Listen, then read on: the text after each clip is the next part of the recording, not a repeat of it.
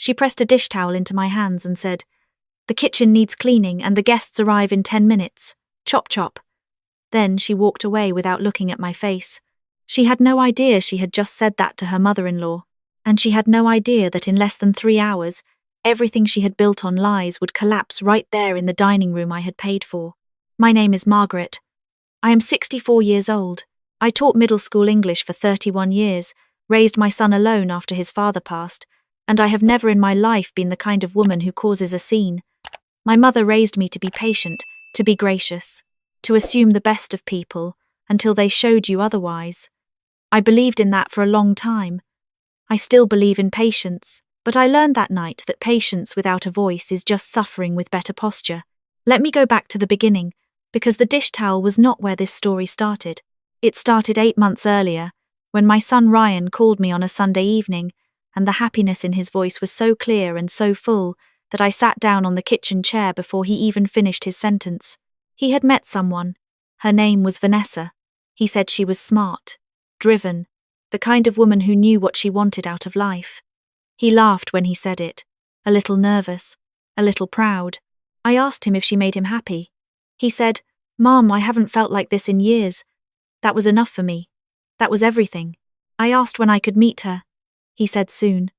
He said she was a little particular about timing, that she liked to feel settled before introductions, that she had a certain way of doing things. I told him I understood. I did not push. The weeks passed. I asked a few more times, gently, and each time Ryan gave me a reason that sounded reasonable but left me with a small, hollow feeling I could not quite name. She was busy with a work project. She wanted to wait until after they moved in together. She needed time to settle. I told myself I was being impatient. I told myself not every family moved at the same speed. What I did not know then was that Vanessa had been telling Ryan I was the one not ready, that she had reached out and I had not responded warmly. She told him I seemed cold toward her, that I had said something dismissive about her career the one time they mentioned me by phone. None of it was true, but Ryan believed her. Because why would your partner lie about something like that? He started calling me a little less. He started explaining her to me instead of introducing her. I noticed the distance and blamed myself for it. 8 months in, Ryan called me with real excitement in his voice. For the first time in a while, he and Vanessa had bought a house. They were having a housewarming dinner, a real one, with both their families and close friends, and he wanted me there. He gave me the date, the address, the time. He said, "This one's important, Mom. Please come." I told him I would not miss it for anything. I did not tell him I had been waiting for months to feel like I still had a place in his life. I drove 2 hours the day of the dinner. I had my hair done the day before, wore the blue dress Ryan always said made me look like myself, and brought a bottle of wine I had been saving and a framed photo of Ryan at 8 years old that I thought might look sweet in their new home. I was nervous in the way you get nervous before something that matters. My hands were a little cold on the steering wheel. I kept the radio off. I found the address, parked on the street, and walked up the front path. The house was beautiful, a white colonial with black shutters, a wide porch, flower boxes not yet planted but clearly planned for.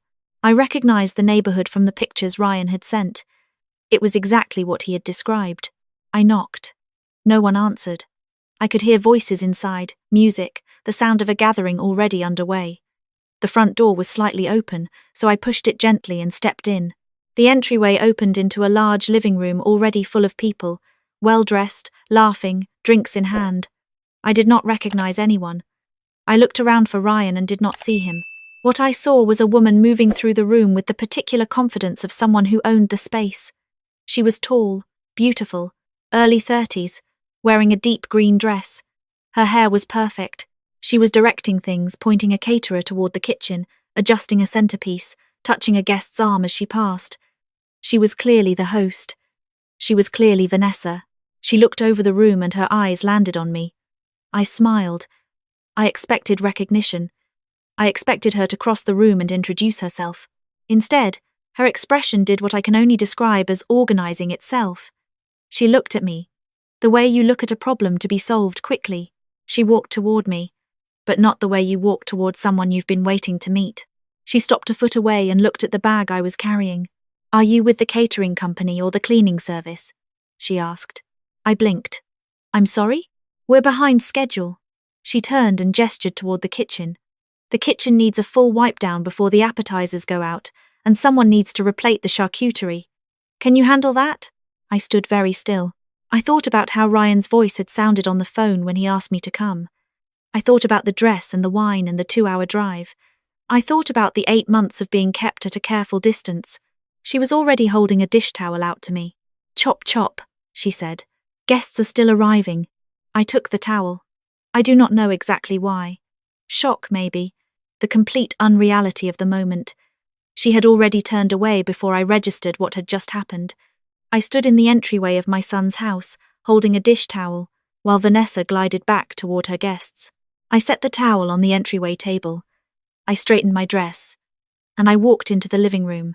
I found a chair near the window and sat down. A man near me introduced himself as a colleague of Ryan's. I introduced myself. When I said I was Ryan's mother, he looked at me with an expression I did not fully understand at the time and said, "Oh, I didn't know you were coming tonight." I said Ryan had invited me. He nodded and looked away. Ryan found me about 20 minutes later. He came through the back hallway with a platter and nearly passed me before he stopped and turned. "Mom." He put the platter down on the nearest surface and hugged me. "You made it. I'm so glad you're here." "Of course I'm here," I said. He looked happy. He looked genuinely happy to see me, and I felt the tension in my chest loosen slightly. I told myself the thing with Vanessa had been a mistake, a miscommunication. She had never met me in person.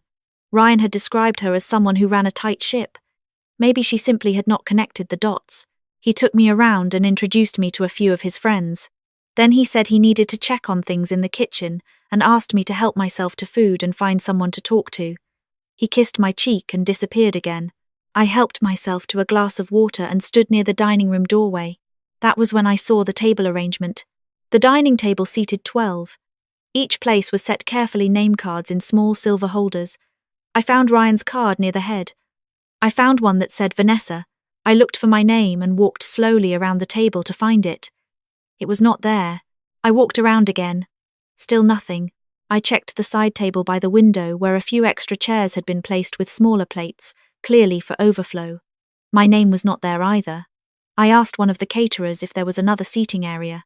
She looked confused and said no. I sat in one of the overflow chairs and told myself it was an oversight. Dinner was announced. The 12 chairs filled. I watched Ryan sit down. I watched Vanessa take her place across from him. I watched her parents, a tall man with white hair and a woman in pearls, settle in on either side. I watched friends and colleagues take their seats. I watched the caterers pour wine.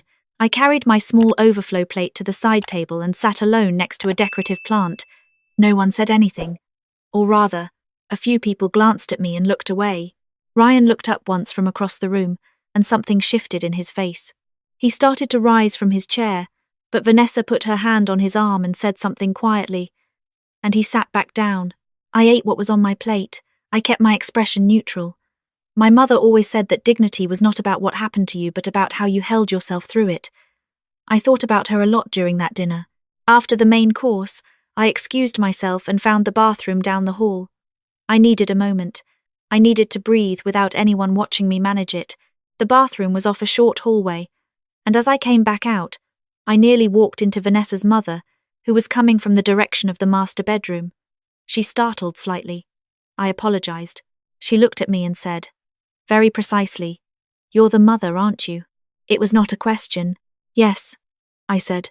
She held my gaze for a moment. Then she said, "I'm sorry about tonight."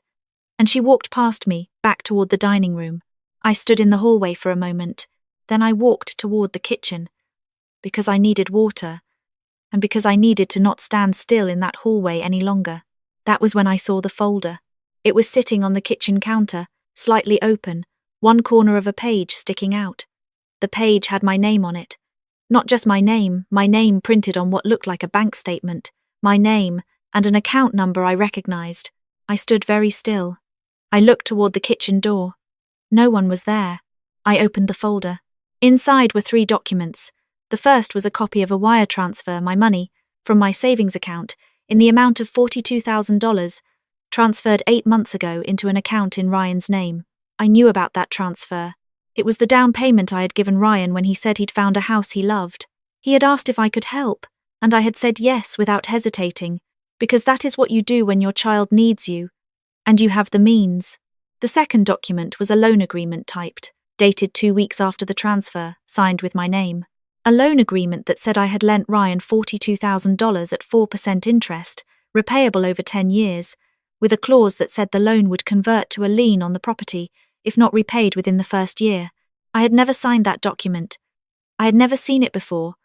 I would have remembered, because I had given that money as a gift. I had told Ryan explicitly it was a gift. The third document was a letter addressed to Ryan, written in what I recognized as Vanessa's handwriting from the name card on the table. It was a draft, unfinished, but enough of it was there. It said that once the first year passed and the loan was in default, they could move to have the lien enforced or, better yet, use it as leverage. It said, and I am quoting because I read it 3 times before I closed the folder, "She won't say anything." She never does. My hands were steady. That surprised me. I had expected them to shake, but they were perfectly steady. I took photographs of every page with my phone. Then I closed the folder and placed it exactly as I had found it. I refilled my water glass. I walked back to the dining room. Ryan was standing up, speaking to a guest, laughing at something. He looked like himself. He looked like my boy. And I understood then that he did not know. He did not know about the loan document. He did not know his mother had been handed a dish towel at the front door. He did not know there was a folder in his kitchen with a forged signature. Vanessa knew all of those things. I waited until the dessert plates were being cleared. Then I walked to Ryan and asked if we could speak privately. He read something in my face, because he nodded immediately and guided me toward the back hallway. I showed him the photographs. He looked at his phone screen. He scrolled. He stopped at the loan document. He said, quietly, "What is this?" I said, "I need you to tell me if you knew about this." He looked at me. "Mom, I told everyone the down payment was a gift. You told me it was a gift." "It was," I said. "That signature is not mine." He stood there for a long moment. Something moved through his face that was very hard to look at, the specific expression of someone understanding something they do not want to understand. "She told me, you and I had worked out a formal arrangement," he said, "that you'd asked for it in writing, that you'd actually preferred it that way." I said nothing. I let him sit with that. He asked me about the dish towel. I do not know how he knew to ask about that. Maybe one of the caterers had seen it. Maybe the colleague I had spoken to had mentioned something, but he asked, and I told him what had happened when I walked through the door. His jaw tightened. Not the way men's jaws tighten when they are angry, but the way they tighten when they are working very hard not to break. He said, "Stay here." He walked back into the dining room. I followed at a distance. I stood in the doorway. Ryan went to the head of the table. Vanessa's parents were still there. 3 friends remained, finishing coffee. Vanessa was pouring wine for her father and did not look up right away. Ryan said her name. Just once, but in a register I had never heard from him before. Vanessa looked up. He said, "I need to ask you something in front of everyone here, and I need you to answer me honestly." Vanessa laughed, a small, social laugh, the kind that says this is not serious. She said, "Ryan, what?" He said, "Did you write a loan agreement using my mother's name?" The room went quiet. Not gradually, immediately. Even the caterer who had been moving toward the kitchen stopped. Vanessa's expression held for 2 or 3 seconds. Then it shifted. She put the wine bottle down. She said, "We should talk about this later. In private." Ryan said, "No, we're talking about it now." He looked at her father. "Did you know about this?" Vanessa's father set down his coffee cup very slowly. Ryan looked back at Vanessa and said, "My mother drove 2 hours tonight. She walked through that front door, and you gave her a dish towel and told her to clean the kitchen. You didn't give her a seat at the table. You put her at the side table alone." He paused. "And there's a folder in our kitchen with a forged document that has her name on it." Vanessa's mother closed her eyes briefly. Vanessa said, "You don't understand the full situation." Ryan said, "Then help me understand it." She started talking. About finances, about security, about how she was just being practical, about how she had only wanted to protect them. Every sentence she said was true from some angle, and a lie from every other. I watched her work through her explanations. The way you watch someone pack a bag they know is too small, pressing things down, rearranging, trying to make it fit. It did not fit. Vanessa's father stood up. He looked at his daughter and said, "That's enough, Vanessa." His voice was quiet and absolutely without warmth. She stopped. He turned to Ryan. He said, "I apologize on behalf of my family. What was done to your mother is wrong, and I will make sure it is corrected." He looked at me then, directly, and said, "Margaret, I am very sorry." I nodded. Vanessa looked at her father. "Dad," he said. "Not tonight." Ryan asked his guests to please excuse us and thanked them for coming. People gathered their things quietly and with the particular care of people who have witnessed something they know they will think about for a long time. The caterers packed up without being asked. The colleague who had told me he hadn't known I was coming paused on his way out and said, very softly, "Good for him." When the room was finally empty, Ryan sat down on the couch and rested his elbows on his knees. He looked at the floor.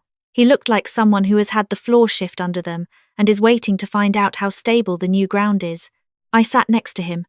I put my hand on his back, the way I had when he was small and something had hurt him. He said, "I'm so sorry, Mum." I said, "I know." He said, "She kept telling me you were difficult, that you were distant, that you didn't approve of her. I should have called you more. I should have talked to you directly instead of..." I said, "You believed the person you loved. That's not a character flaw, Ryan. That's just love." He was quiet for a moment. He said, "She's been in the house for 8 months.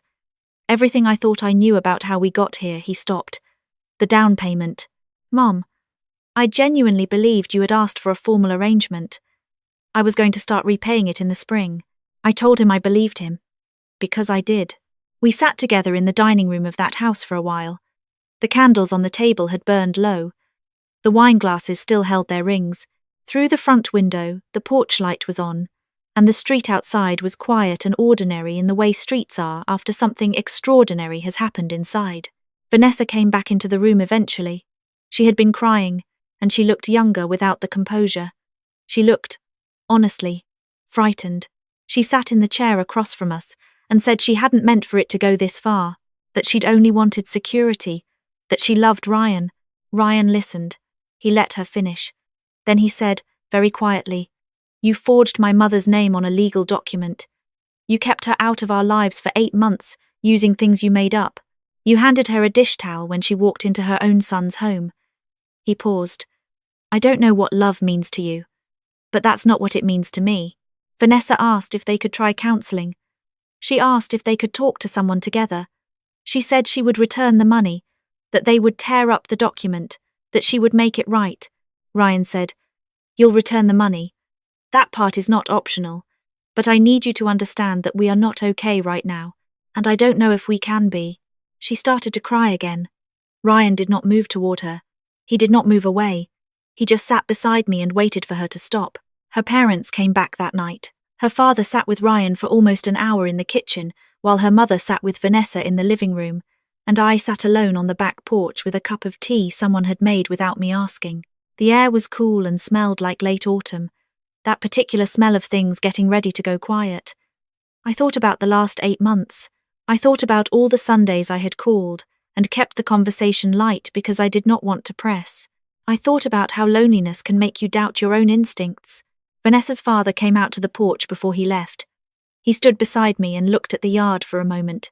Then he said that his daughter had always found ways to manage situations before they could manage her. He said her mother and he had not done enough to address it when she was young.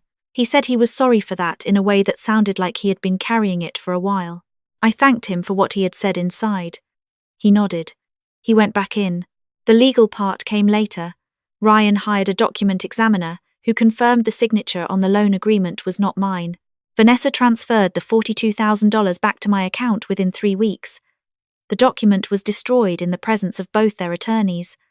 Ryan filed for divorce 4 months after that evening. It was not a decision he made quickly, and it was not one I pushed him toward. He told me he had spent a long time hoping he was wrong about what he had seen. He told me that by the time he filed, he was not angry anymore. He was just clear.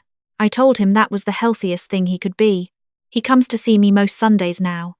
Sometimes he stays for dinner. Sometimes we just sit on the porch and talk about small things, his work, a book I've been reading, the garden I've been trying to put right after a rough summer.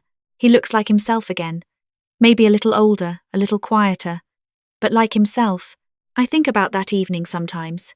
About the dish towel, and the side table, and the folder with my name on it. I do not think about it with anger, or not only with anger.